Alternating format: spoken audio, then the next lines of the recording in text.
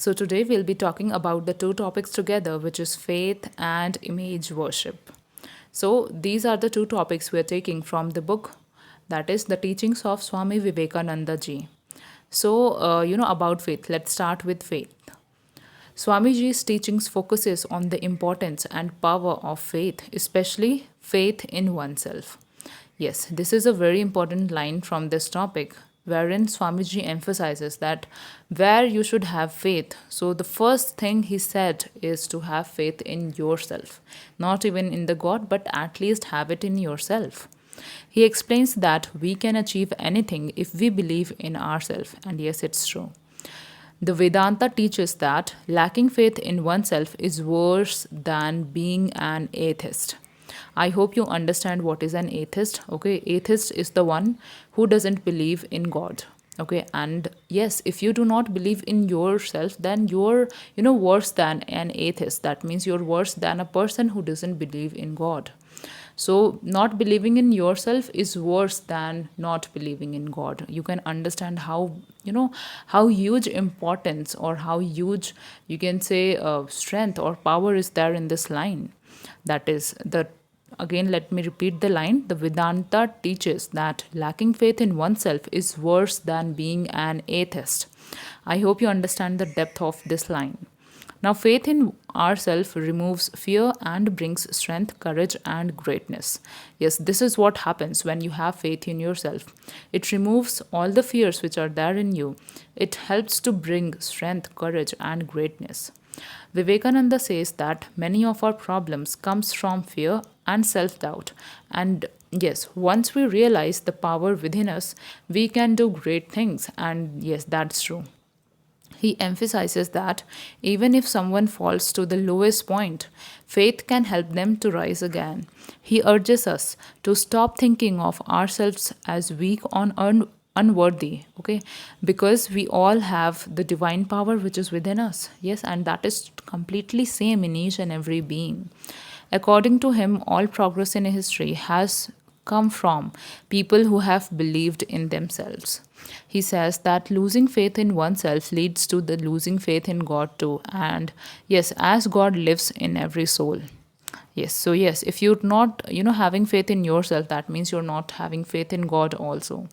Lastly, he stresses that the decline of society begins when people they stop believing in themselves, and yes, it is this faith we must restore. So in the last line also, he's trying to emphasize that we should have faith in ourselves. Even if we're not having faith in the God, we should have faith in ourselves. That is the most important thing.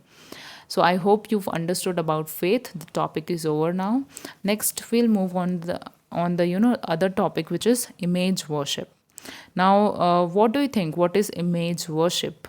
The words, what are they trying to say? Image means there is someone's picture and you're trying to worship. Yes, of course, this is very commonly observed and seen in everyday's life.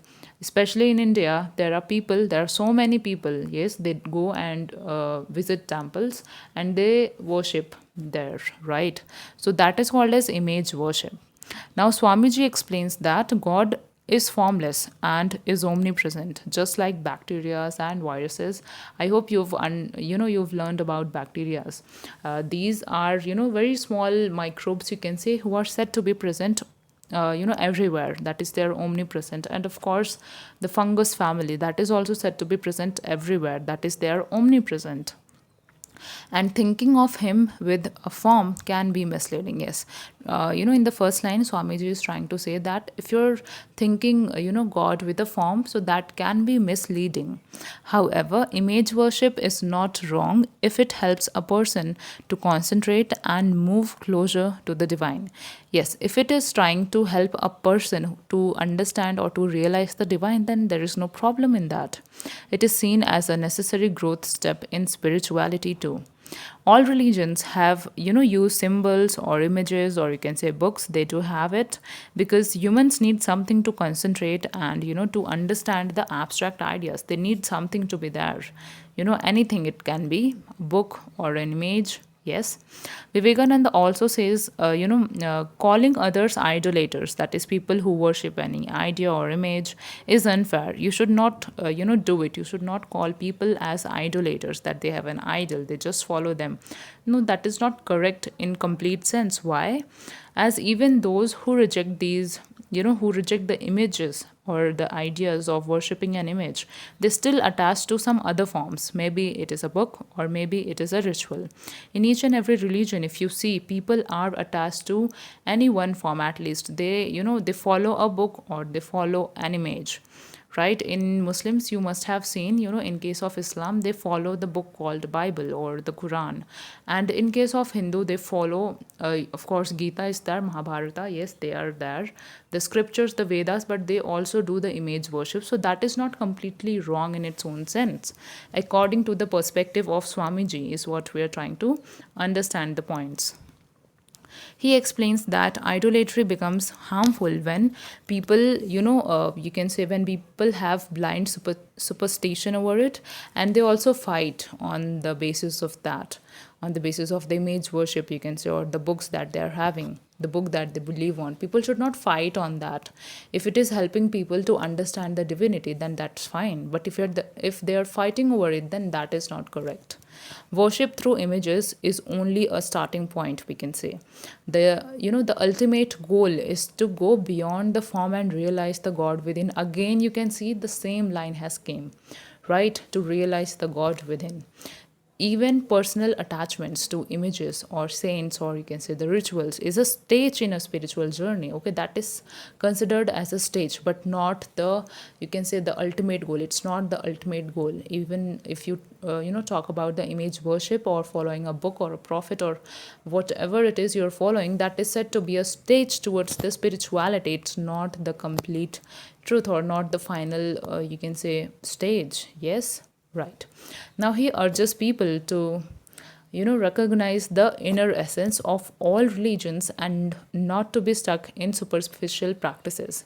He's trying to understand, or, he's trying to say to the people who are reading this book, he's trying to emphasize this, that you should understand the inner essence of the religions, not to be stuck in the superficial practices. So, true worship, according to Swamiji, is mental and spiritual, and using external forms is only a tool, it's only a step, it's not the end. So, I hope you've understood about this. I hope you've understood the idea of, both the things, faith and image worship. So, in this video, I've covered both the topics together. I hope you've understood. If there is any doubt, you can always comment it. I'll be able to, I'll definitely try to answer your doubts. So, thank you so much for listening until here. And yes, have a nice day ahead.